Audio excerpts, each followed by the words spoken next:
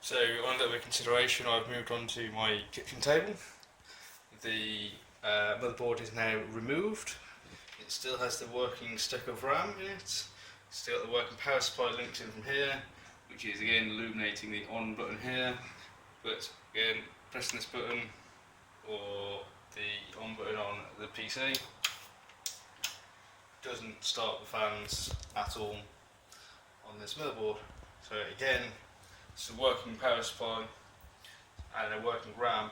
So we are now really getting to the nuts and bolts of it being only the motherboard and the CPU. I just press the CMOS button there, and that's why I just press the on-off buttons again. So the next thing, I guess, to test, what would that be? I'm not really sure. I'll have a quick look at the manual instructions that was sent to the bare backbone request and see what happens from that. So reading the thing here, the bare bones. So I've removed the motherboard from the case. I've left on the CPU and the heatsink. Then I'm clearing CMOS, and then we will turn it on. So here we go. Press power. Nothing. There's no system beeps from the audio put in. So it's not going through post. As in the RAM, as we just did prior to this one, as you saw, did nothing. So I'll put the RAM back in just to follow it step by step in the guide given. Again, we don't expect anything, got nothing. I don't think there's a point in putting a graphics card in because you're still not getting system beeps. We've changed the power supply. The motherboard and CPU cannot be changed because it's Intel and AMD. Without a graphics card, there's no point in comparing those yet. So your final thing was to, if there's no post bleeps at any point, which there's not because there's no power apparently, then to contact you further, let's just go to the other mail sent.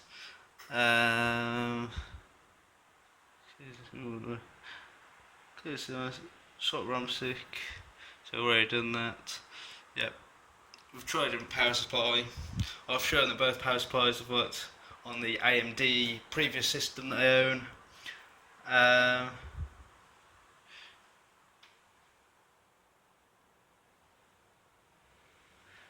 If you still not got, still no post, go ahead with an RMA for the motherboard.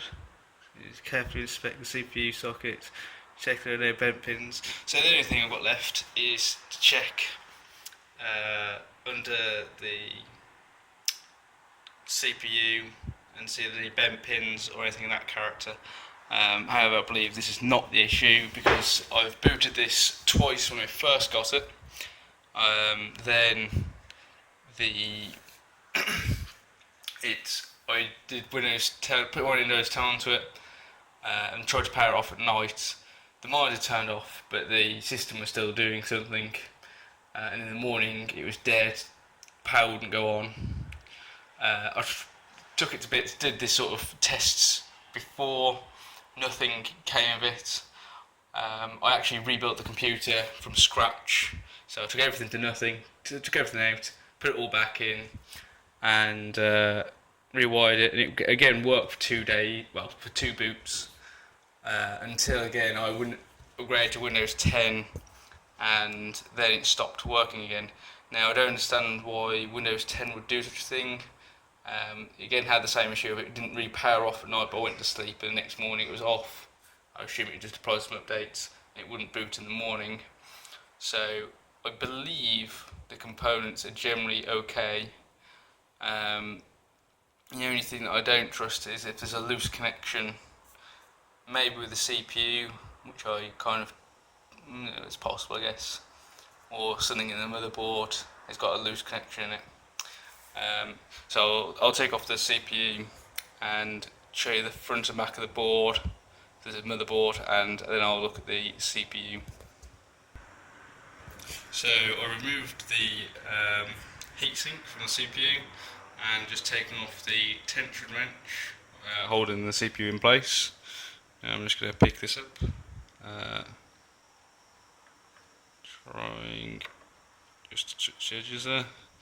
So if we look, where's that focusing? So I can look through the camera, can't see anything. Looking, the pads on that seem okay, nothing seems out of the ordinary on this, and the pins by eye all seem to look okay. Probably won't be able to tell so much on the camera, but they seem all quite uniform. So I'm just going to drop the CPU back into the slot there. Just give it a quick wiggle, just check that it's all seated. Yep. We'll put the tension wrench back on to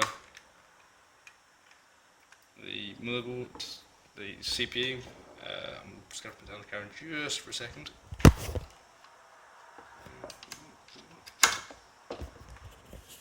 So that's now on there, just to keep everything in place for the time being. And I have to say, actually, the board is a little bit banana shaped. It bends up at the ends.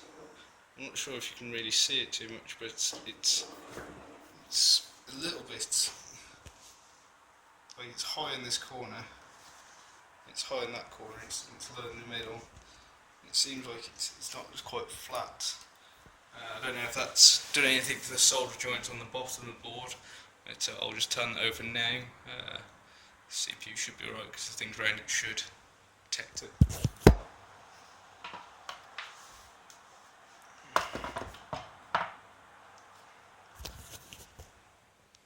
So this is the bottom of the board. And you've got some screws there. Nothing obvious seems to be wrong with the back.